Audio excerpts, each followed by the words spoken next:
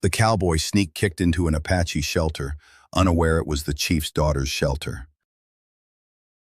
Before we dive into the story, don't forget to like the video and tell us in the comments where you're watching from.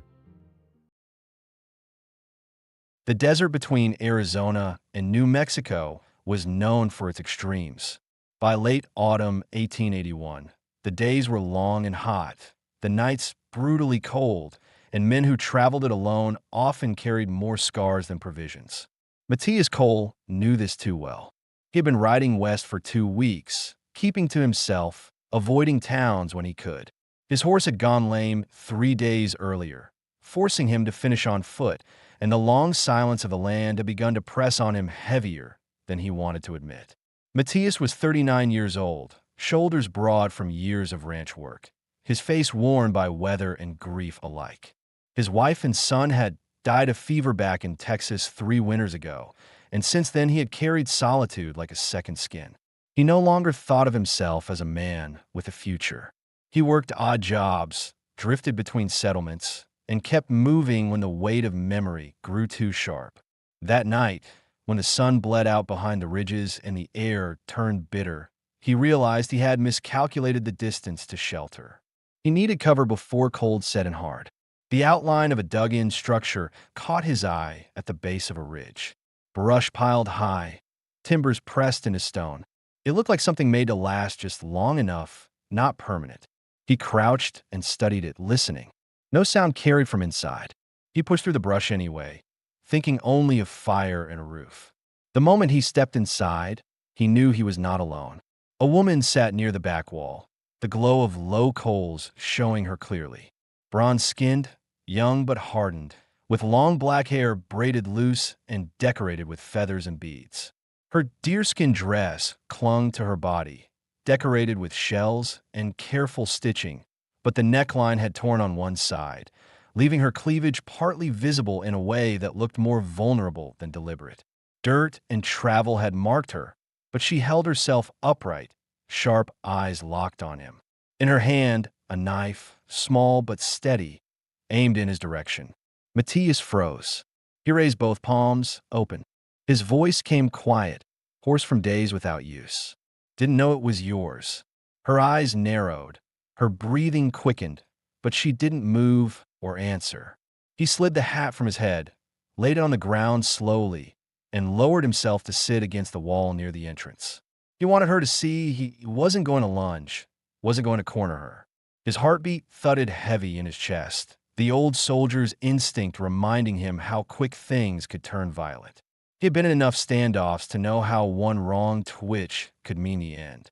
His mind calculated the distance between them, the reach of her knife, and the rifle at his own side. He forced himself to sit still, showing nothing but restraint. The shelter groaned under the push of wind. A beam sagged overhead. He watched it lean further, judged that if it gave way, both of them would be in the open again. Slowly he stood. Her grip on the knife tightened, the blade trembling though her arms stayed firm. He raised a hand in her direction, signaling his intent, then stepped outside into the cold. Her pulse beat hard in her throat. She thought he was leaving. Good, she told herself. Yet when minutes passed and he returned with 2 sturdy branches, her knife did not lower. He pressed the wood against the beam, wedged it steady until the frame no longer creaked. He did it without speaking, without glancing at her, and then sat back down by the door. For the first time, her expression shifted. Confusion crossed her eyes, edged with suspicion. Why would a stranger bother strengthening her roof instead of taking her space? Matthias dug into his coat pocket, pulled out a strip of dried meat. He placed it on the ground between them. His hands shook slightly from hunger, but he leaned back again, letting her decide. She studied it. Her stomach nodded, but she fought not to show it. He had intruded, yes, but he had not advanced. He had not laughed, shouted, or reached for her. She slowly bent forward, picked up the meat, and chewed. All the while her eyes stayed fixed on him, measuring him. Inside her chest, her heart pounded as fast as his. She had been running for weeks, scattered with what was left of her people after soldiers raided their camp. Her name was Ayoka, daughter of a chief, though titles no longer gave her protection. She had lived on the edge of hunger, hiding in gullies and abandoned places, never knowing which stranger might be her end. Every man she had crossed paths with since had looked at her body before her face. She expected this one to be no different, but he had set his hat down. He had reinforced her shelter. He had offered food and distance. She didn't lower the knife, but she no longer pressed it forward either. Her voice came, thin and broken, but steady enough. "You name?" Matthias met her gaze. His throat felt tight, but he answered, "Matthias Cole." Silence stretched. Finally, she whispered back, "Ayoka." The name lingered between them. He gave a slow nod, the kind that meant he would remember it. Then he leaned his head back against the wall, exhaustion pulling at him, but he did not close his eyes fully. He knew better than to sleep deeply with a knife so close. Her chest rose and fell quickly, nerves still sharp. But beneath it, she felt the strange calm of not being alone. It unsettled her more than the knife in her hand. Outside, the wind shoved harder, rattling the brush wall, but the new beams held firm.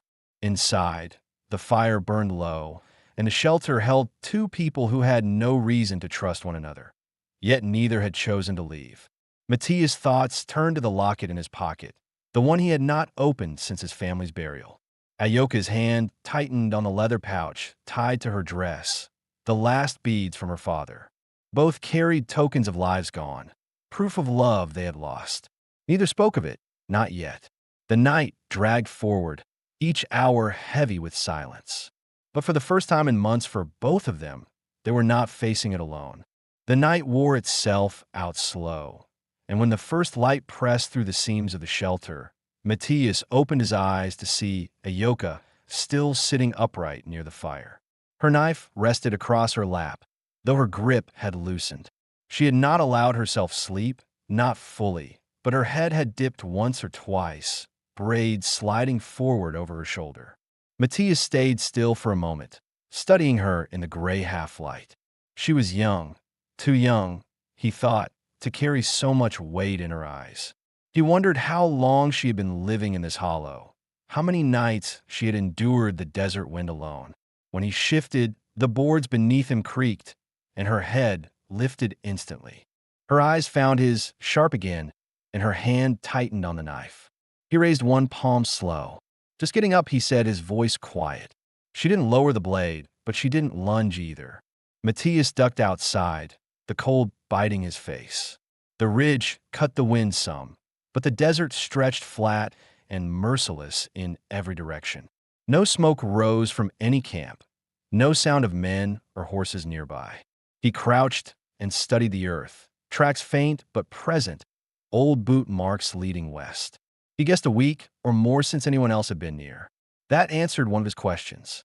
Whoever had scattered her people was long gone, but she remained, tucked away and waiting for something that might never come. When he re-entered, she watched him closely, suspicion unbroken. He settled back near the entrance, stretching his sore shoulders, and broke the silence. "You alone here?" Her face hardened at the words. She looked down, touched the small leather pouch tied to her dress, then nodded once. Her lips pressed thin, and he understood she had no one left within reach. The fire had burned low, so he fed it with a stick from the pile he had seen in the corner. Sparks lifted, warming the space again. He thought about offering more food, but his supply was nearly gone. The truth was, he hadn't planned to share with anyone. Still, he dug into his pack and pulled another strip of meat. This time, he placed it closer to her side. She didn't reach it first. Her dark eyes moved from the food to his face. "Why?" she asked in halting English.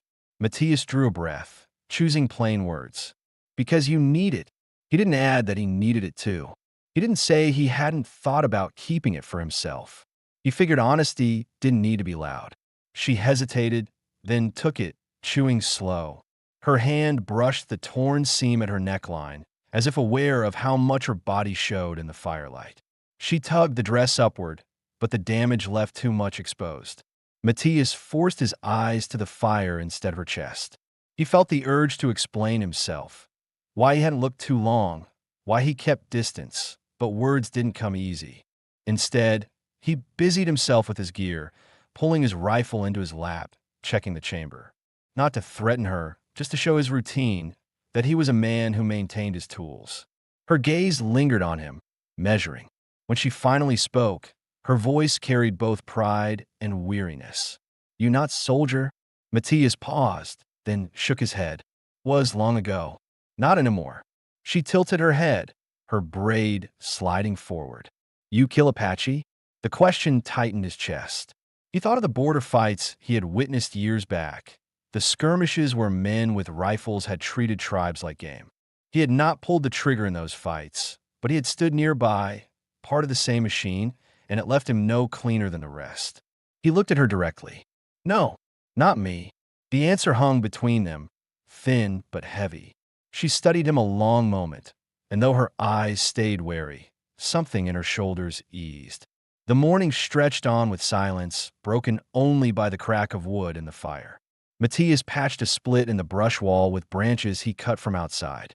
Ayoka watched, her knife still near, but her hands now busy smoothing the beadwork on her dress, as though reminding herself of who she was before exile. By midday, the questions most listeners would have asked, the ones Matthias himself had held back, came to the surface. Why was she alone? Why had she not left when the chance came? She gave the answers in fragments, her English broken but clear enough. Soldiers had come to her camp, men on horses carrying rifles. Her father, a chief, had told her to run. She had done as he said. Since then, she had not seen him or her family. "Maybe dead," she said flatly, though her hand tightened around the leather pouch at her side. The beads inside clinked softly when she touched them, proof she still hoped. Matthias listened without interrupting. He knew what it was to bury family, to stand alone afterward. For a moment, he considered telling her about the graves in Texas the wife and child fever had taken, but he swallowed the words. His pain was not hers to carry. Instead, he nodded toward the ridge. "You'll freeze if you stay here long." Her jaw set. "Where go?" He had no answer. He hadn't planned farther than surviving the night himself. He thought about heading north, where work on ranches still existed. He thought about leaving her to choose her own way. But as he looked at her, knife in hand, dress torn, eyes sharp but tired, he knew the desert would finish her before long. "We'll figure that after," he said. Her eyes searched his, testing whether his words meant what they sounded like. Then she looked away, as if giving him no answer was safer than trusting too soon. The day passed slow. He worked on the shelter. She prepared strips of dried mesquite bark to keep the fire alive. They spoke little, but every gesture filled the silence. When his hand brushed hers while passing a piece of wood, she didn't pull back right away. For Matthias, that felt louder than any promise she could have given. By evening, the wind rose again, whistling through cracks in the brush wall. The cold pressed hard, and the fire could not push it back fully. Matthias sat close to the entrance, arms folded against his chest, eyes half shut. Ayoka shifted nearer to the coals, her torn dress slipping down one shoulder. She glanced at him once, then drew her blanket tighter. He thought of moving closer, offering his coat, but he stayed still. He knew trust wasn't something you rushed, not after what she had been through. Still, when her eyes closed for the first time, knife slipping from her fingers, he realized she had chosen sleep in his presence. That trust, however fragile, settled heavier in him than the cold. Matthias leaned back against the wall, letting the fire warm his boots. For the first time in years, he didn't feel entirely alone. The fire had burned to gray ash by morning, and when Matthias stirred, his first sight was of Ayoka still asleep beside it. She had drawn her blanket high around her shoulders, her braid loose, her face softened by rest in a way he hadn't yet seen. The knife she always kept close had slipped from her hand during the night, lying across the dirt near her hip. For the first time since he had stepped into that shelter, she looked less like a sentry and more like a woman who had not closed her eyes for too many nights. Matthias didn't move right away. He let his thoughts wander in silence, weighing choices. He had come west not chasing land or work, but to escape memories. His wife's fever, his son's short breath, the graves he had left behind under a crooked oak in Texas. He had no plan beyond surviving.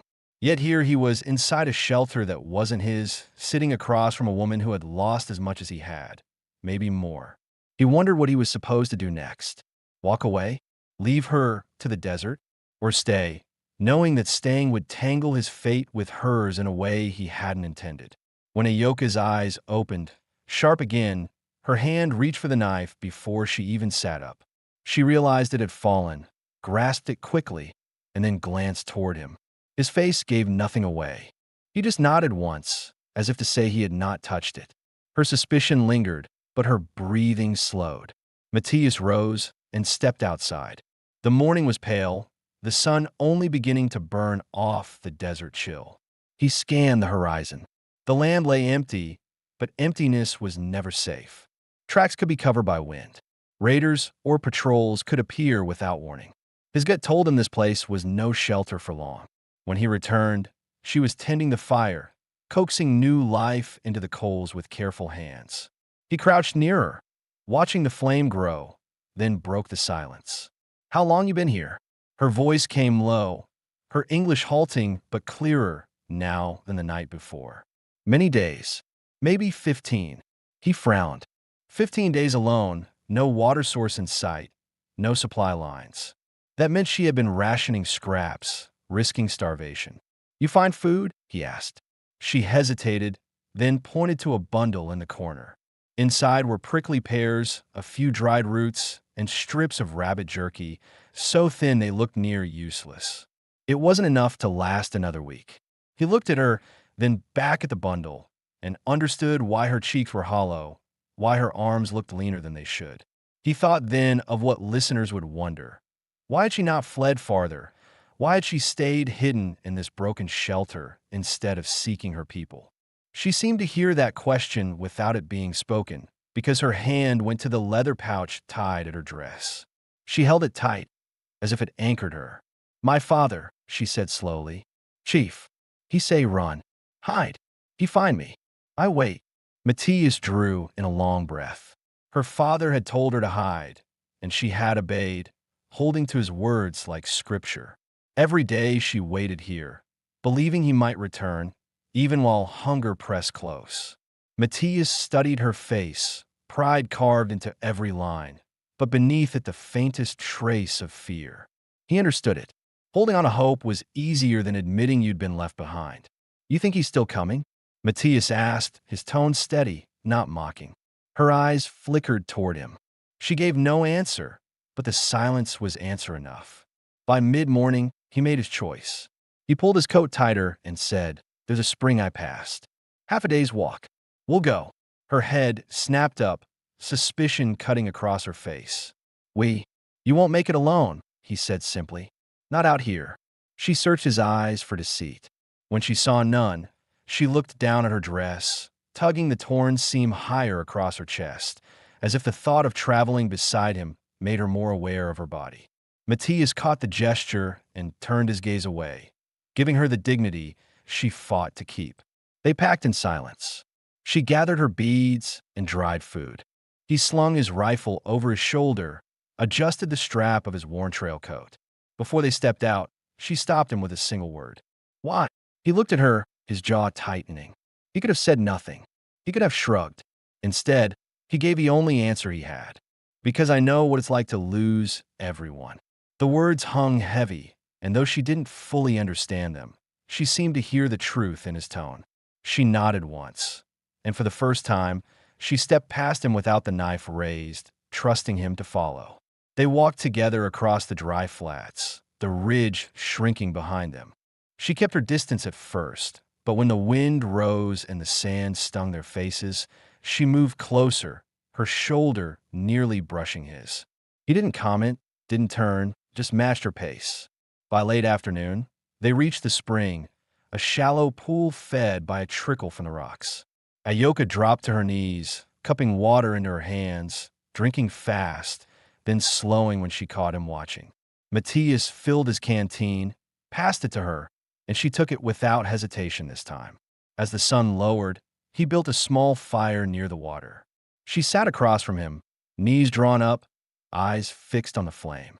She looked tired but steadier than before, her pride intact.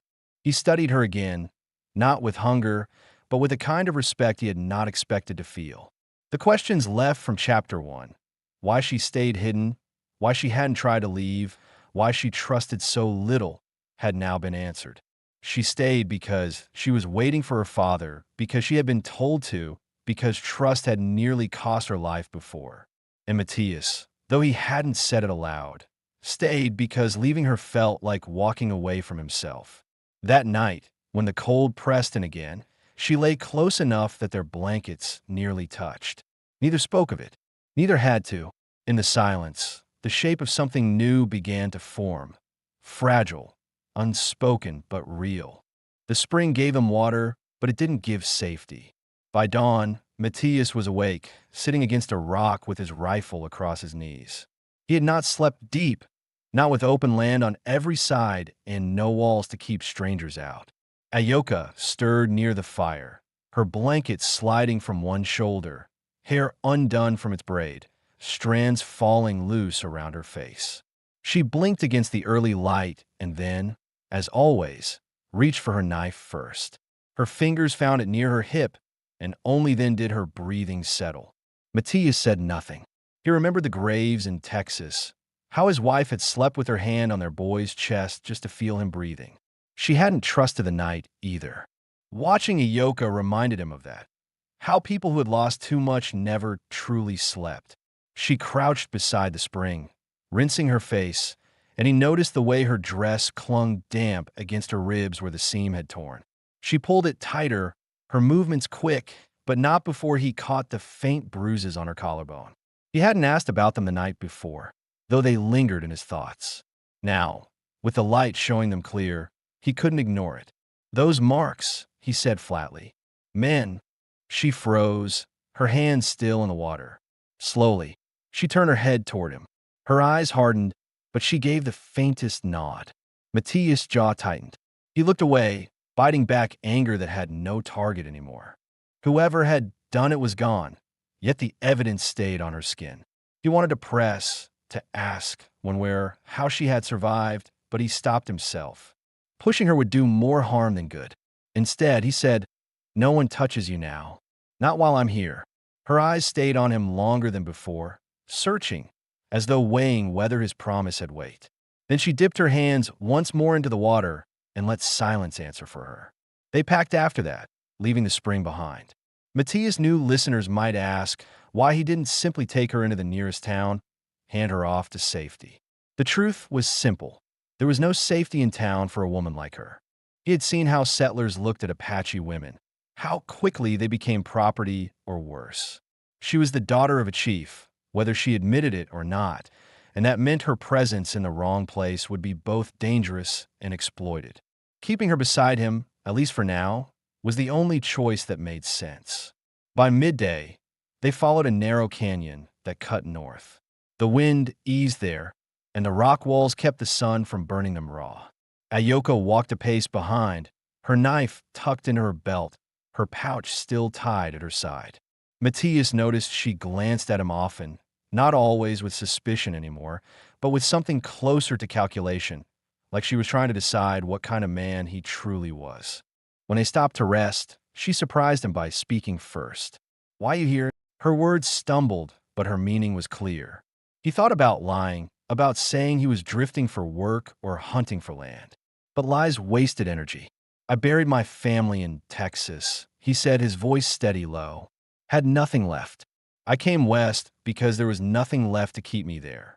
Her brows drew together, and for the first time, her expression softened with something he hadn't seen, empathy. She touched the leather pouch at her chest. "Me same. Father say hide. I run. Now only beads." For a moment, neither spoke. Just the crackle of dry grass beneath their boots and the faint whistle of the wind through rock. Two people, carrying ghosts that could not be buried deep enough. That evening, when they made camp against the canyon wall, Matthias started a fire. Ayoka sat opposite, her knees drawn close, her eyes reflecting the flame. The torn seam of her dress slipped again as she reached to tie her hair back, revealing more of her chest than she likely intended. Matthias forced his gaze to the fire, his jaw tight. He could feel the pull of desire, the simple hunger of a man too long alone, but he didn't move. He had promised her safety, and his word meant more than any want. She noticed, though. Her eyes lingered on him, curious. She had learned enough of men to know how they looked at her body. His restraint puzzled her, unsettled her even. She studied him in silence, then turned back to the fire, as if filing away the knowledge for later. Before sleep, she asked something he hadn't expected. "You leave tomorrow?"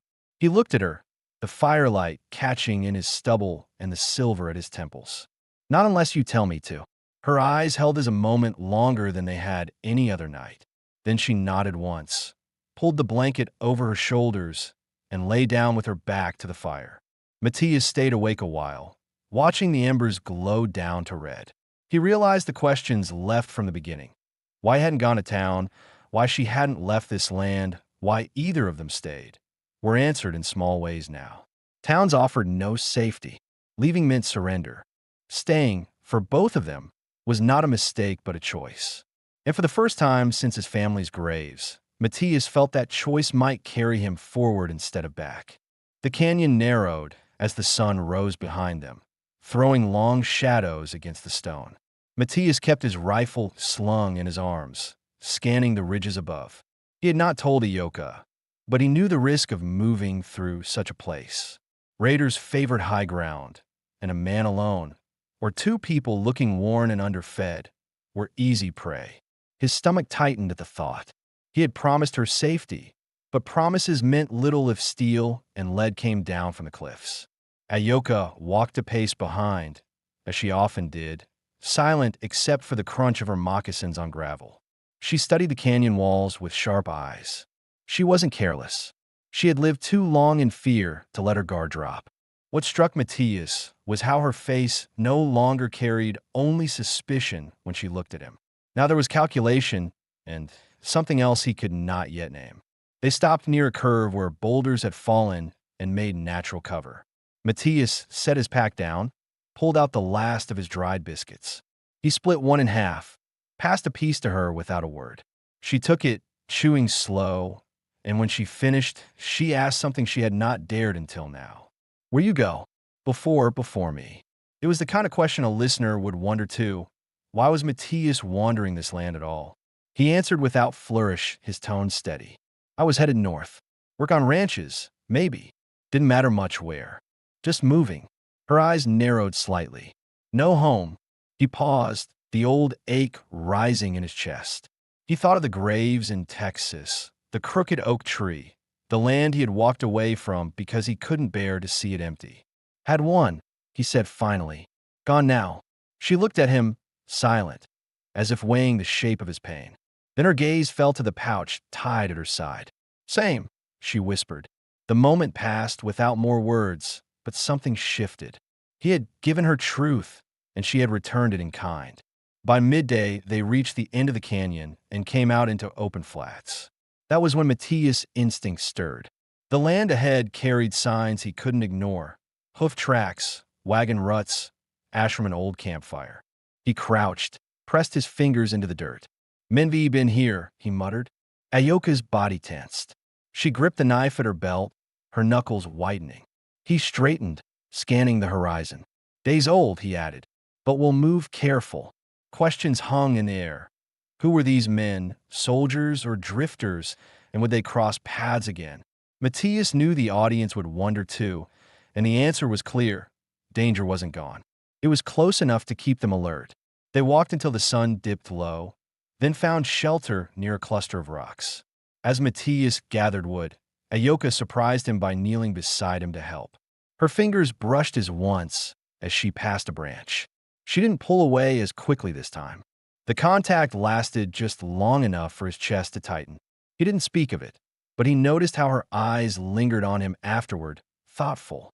When the fire crackled to life, Matthias sat with his back to the rocks, rifle within reach. Ayoka sat across, her face lit by flame. The torn seam of her dress shifted again when she leaned forward, exposing more of her chest than she likely intended. He felt the pull of desire, sharper than before, but he kept his eyes on the fire. He reminded himself of the bruises he had seen on her collarbone, reminders of what other men had done. He would not be one of them. Still, she noticed his restraint.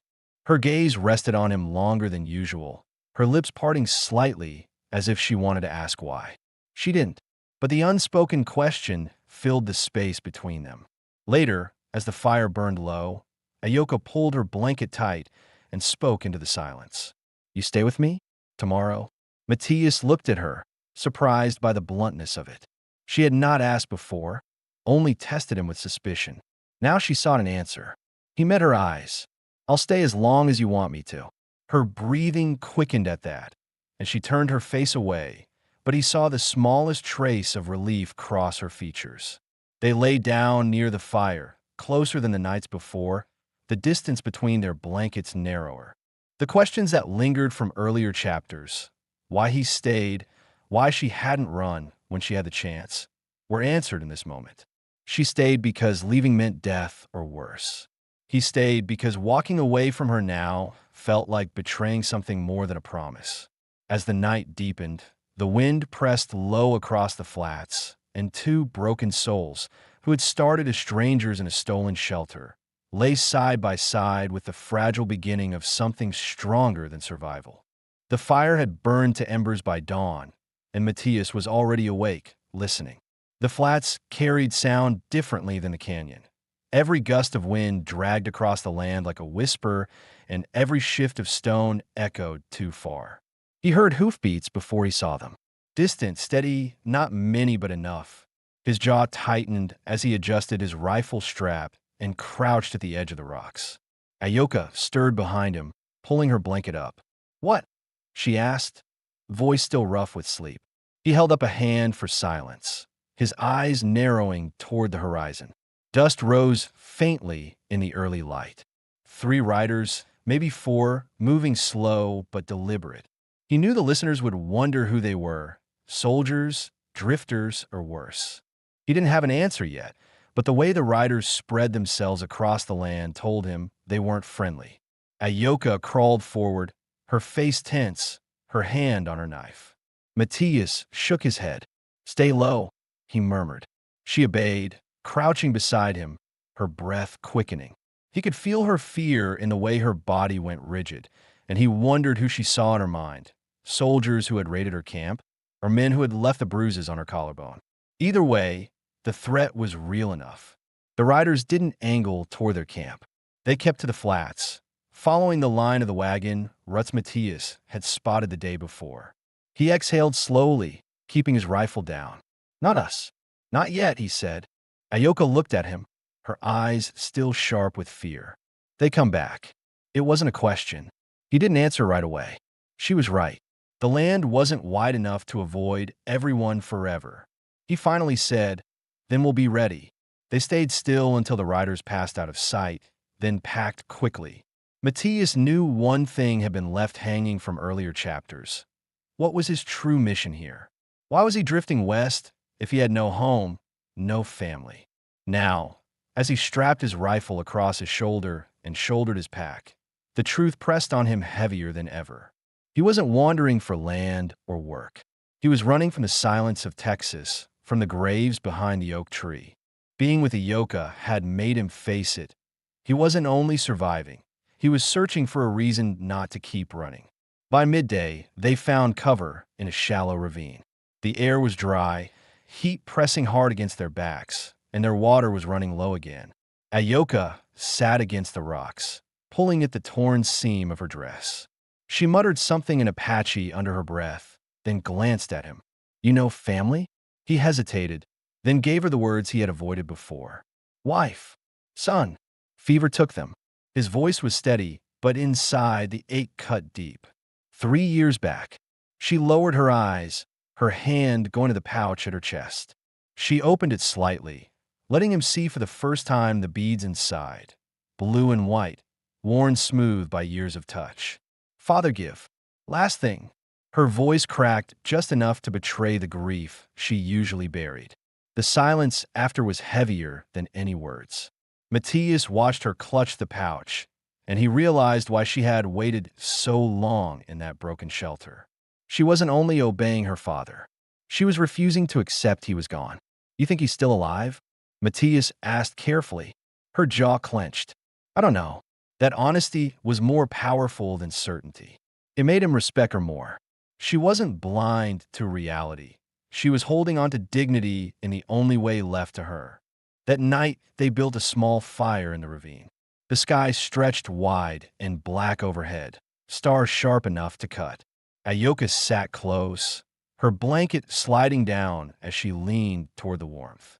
The neckline of her dress had torn further during the day, exposing more of her chest than she could hide. She caught his eyes on her and froze, as if waiting for him to look at her like every other man had. But Matthias only looked away, stoking the fire instead. "Cold's worse tonight," he said, his tone even. She studied him, her gaze steady and long. "You not same," she said at last. He looked at her, unsure what she meant. "You see, but you no take." The words landed between them heavy. He didn't reply. Instead, when the fire sank low, he pulled off his coat and laid it beside her. "Take it," he said. She hesitated, then slipped it around her shoulders. Her body softened, her breathing steadied. For the first time, she lay down with her back not to the fire, but facing him. Their eyes met once in the dim light, and the distance between them no longer felt like a wall.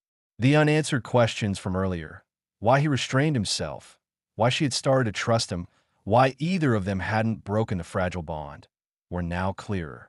He restrained himself because his promise to protect meant more than his desire. She began to trust because he had shown her restraint, a rare thing in her world. And they hadn't broken the bond because both of them, scarred and weary, were beginning to need what the other gave, the choice to stay. Sleep came slow. The night was quiet but heavy, the sound of her breathing near enough to remind Matthias he wasn't alone anymore. For the first time in years, he felt that might be enough to keep him from running. The night in the ravine had passed without interruption, but when the sun rose, Matthias felt the kind of weight in his chest that only came before trouble. He sat with his rifle balanced across his knees, eyes sweeping the ridge lines above. The hoofbeats from a morning before hadn't left his mind. He knew the desert well enough to understand men didn't travel aimlessly across it. They were following trails, or hunting, or looking for something to claim. And two people alone, with little food and no protection, made easy prey. Ayoka stirred beside the dying fire. The coat he had given her still draped around her shoulders. Her hair had come loose during the night, framing her face in black strands that caught the light. She rubbed her eyes, then reached for her knife by instinct, only relaxing when she saw him still there. The tension in her shoulders eased, but her gaze stayed on him longer than usual, as though testing whether he was truly still by choice and not just circumstance.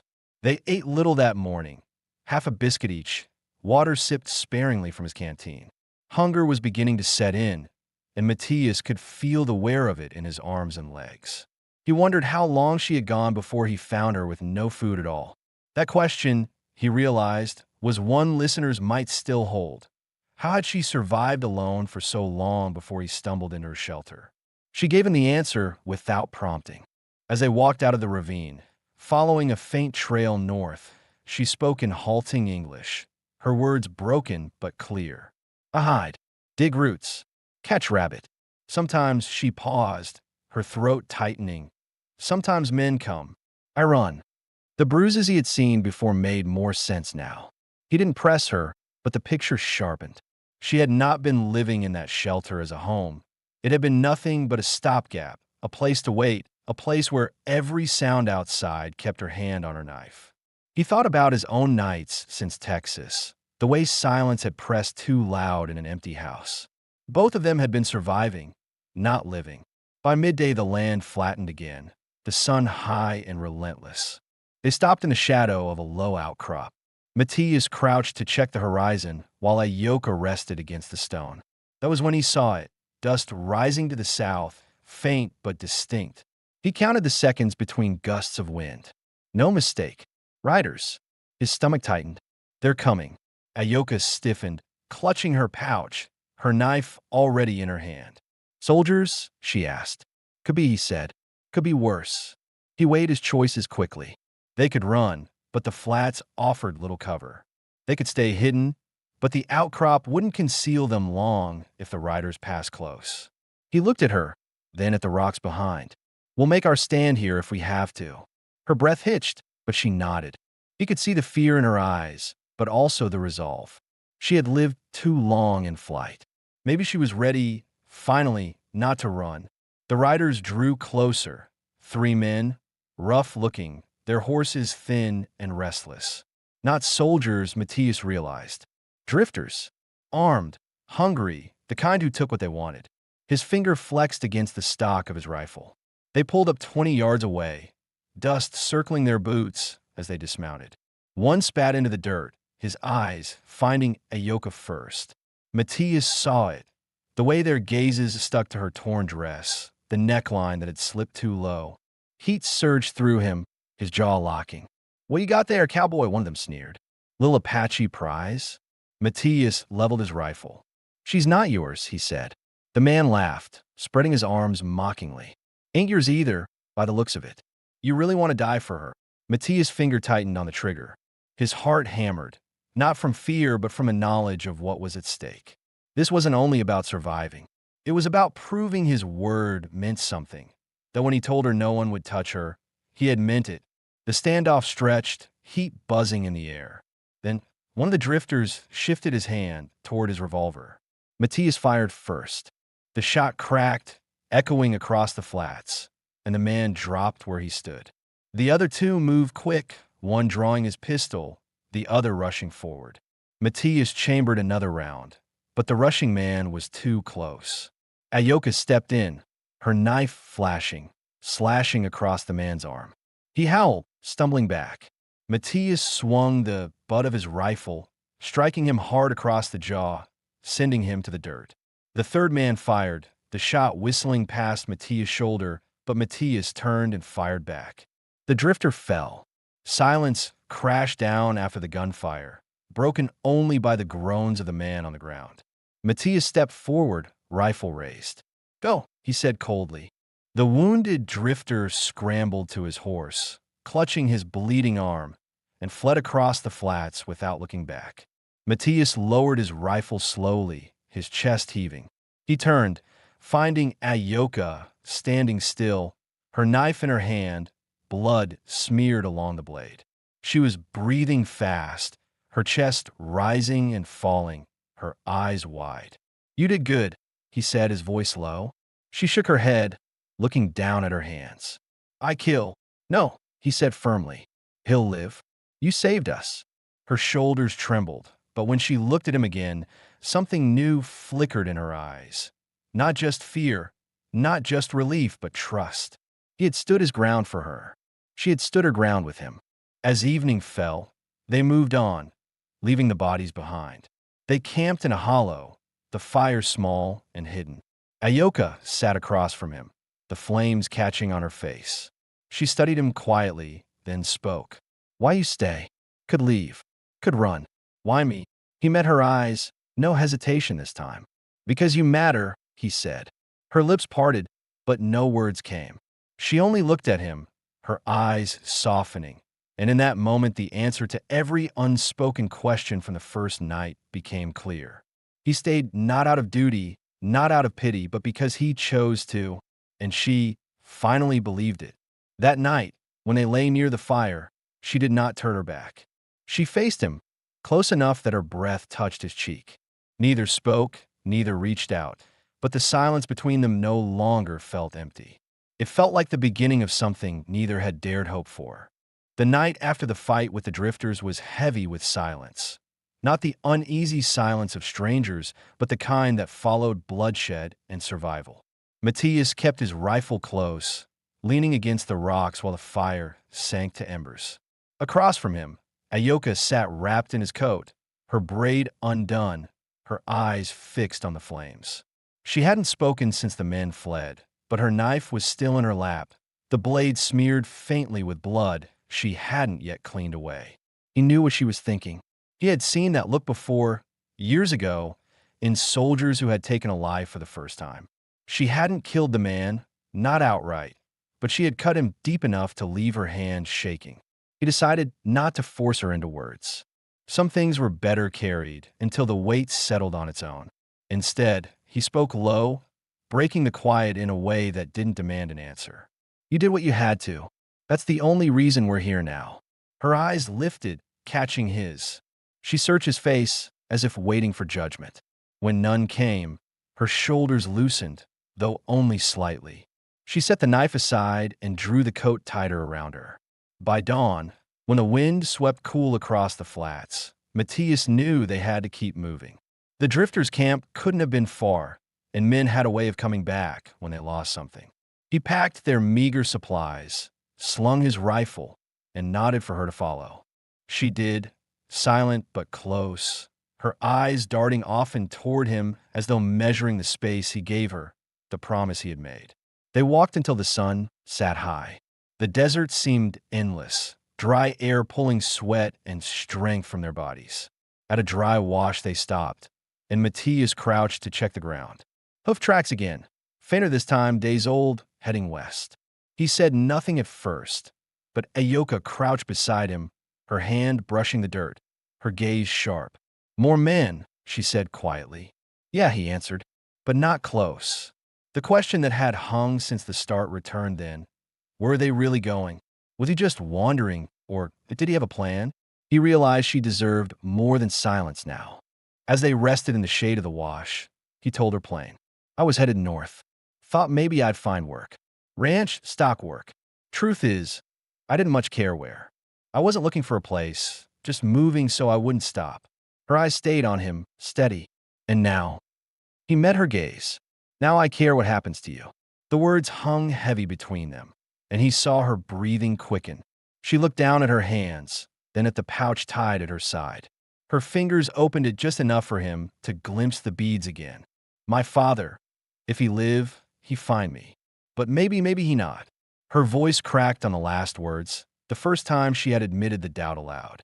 Matthias shifted closer, not touching her, just making his presence solid. If he doesn't, you're not alone. Not anymore. Her eyes lifted slowly, searching his face. She didn't answer, but her silence was no longer rejection. It was consideration.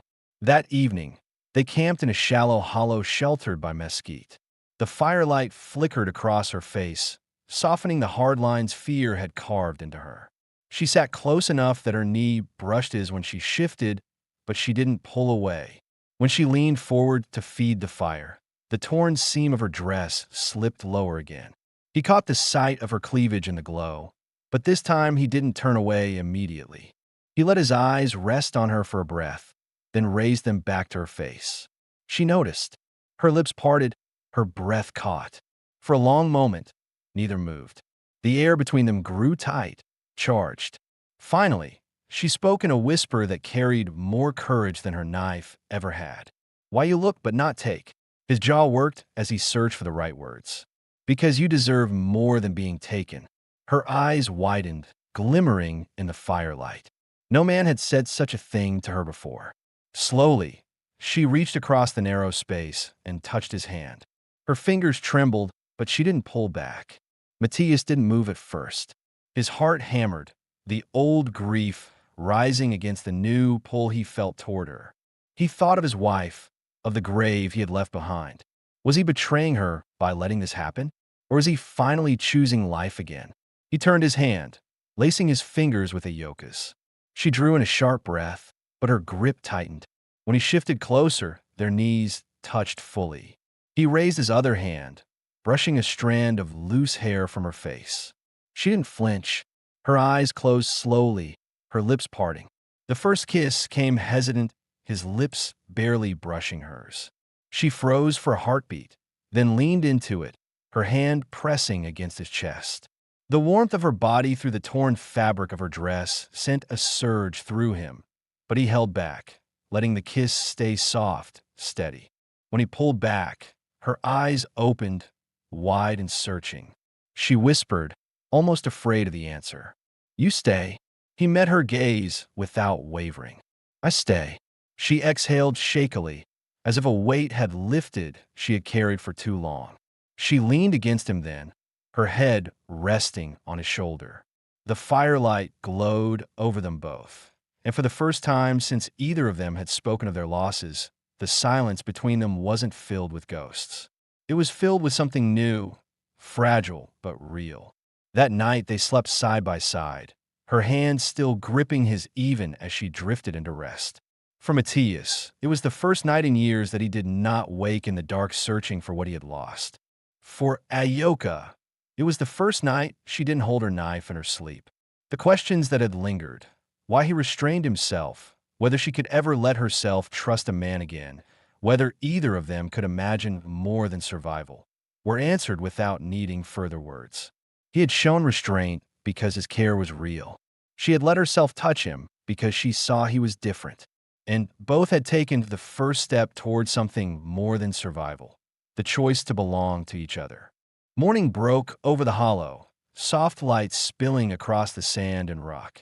Matthias stirred first, the years of living on edge waking him before the sun was fully risen. Ayoka still slept against his side, her hand resting lightly on his chest where she had left it the night before. For a long while he didn't move, listening to her steady breathing, letting himself feel something he hadn't in years: peace. The old ache of loss was still there, but it didn't hollow him out the way it once had. It was tempered now by the weight of her presence, the warmth of her body, the knowledge that someone had chosen to stay close when they could have turned away. He eased himself up carefully, not wanting to wake her, and checked the horizon. The land lay quiet, no riders, no dust trails. The threat that had haunted them for days seemed distant, but he knew better than to trust appearances. He gathered what little remained of their supplies, then crouched near the stream of firelight where she still lay wrapped in his coat. For the first time, he let himself truly study her face without fear of disrespect. Even with her hair tangled, her dress torn, and exhaustion etched into her features, she carried dignity. She wasn't a woman to be pitied, not a burden. She was the only reason he hadn't kept walking into silence. When she woke, her eyes met his immediately. The suspicion that had marked her gaze since the night he found her was gone. Instead, there was the steady calm of someone who had made a choice. She sat up slowly, brushing the hair from her face, and reached for her pouch. She opened it in front of him this time, letting the beads spill into her palm. Blue and white, smooth by years of touch, they were all that remained of her father's gift. She held them out for him to see. "My father," she said softly, "he give before soldiers come. I'll wait for him, but maybe he not come." Her voice trembled on the last words, the first time she had allowed herself to let go of that hope. Matthias nodded, his throat tight. "Then you don't have to wait anymore." "Not alone." Her eyes searched his, and she gave the smallest nod. She closed the pouch, tied it back to her dress, and in that gesture he saw her past honored but not chained. She had carried the weight long enough. They broke camp and moved north, keeping to low ground where brush gave them cover. Matthias felt her walking closer now, her steps nearly in rhythm with his. She wasn't following out of fear anymore. She was walking beside him by choice. Listeners might have wondered through the story if she would ever see him as more than a stranger who stumbled into her shelter. By now, the answer was clear. She saw him as the man who had stayed when no one else had. By midday, they found the outline of an old cabin, half collapsed but still standing against the rise of a ridge. The wood was weathered gray, the door hanging from one hinge, but to Matthias it looked like more than shelter. It looked like a place they could claim. Ayoka stood beside him, her hand brushing his arm. "Here," she asked. He studied the roofline, the way the stone chimney still held. It would take work, but work was what he knew. He nodded. "Here." They spent the afternoon clearing the inside. He lifted the broken door, fitted it back into place, while she swept out dirt and old straw with branches. He split wood from the pile out back, hands steady on the axe, and when he carried the first load inside, he found her patching a gap in the wall with strips of cloth from her own dress. He stopped, watching her for a moment, the quiet determination in her movements. She looked up, met his eyes, and for the first time she smiled, small, cautious, but real. That evening they sat inside their rebuilt walls, a fire flickering in the hearth. Ayoka's hair had come loose entirely, falling over her shoulders, and she had wrapped his coat around herself against the draft. She looked at him across the fire, then moved closer, sitting beside him instead of across. Her hand found his again, fingers lacing with his, and she leaned her head against his shoulder. He drew a long breath, steadying himself. The questions that might have lingered since the first chapter. Would he ever let go of the grief from Texas? Would she ever see herself as more than abandoned? Would either of them stay when leaving was always easier? Were answered here, in the quiet of the firelight. He felt it in the way her hand gripped his, in the way her body rested against his without fear. She lifted her head after a while, her lips close to his ear. "You say you stay," she whispered. "Still true." He turned, his eyes meeting hers in the glow. Still true. Her lips brushed his then, not hesitant like before, but sure. He kissed her back, his hand cradling her face, the warmth of her skin soft beneath his rough palm.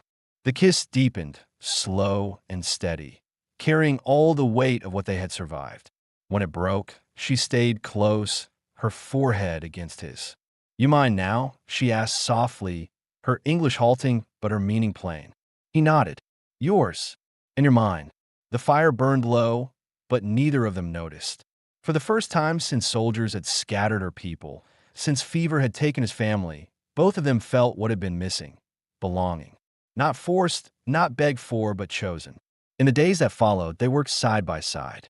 He rebuilt the chimney while she stitched patches for the roof. He hunted small game, and she cooked it, flavoring it with herbs she gathered along the ridge.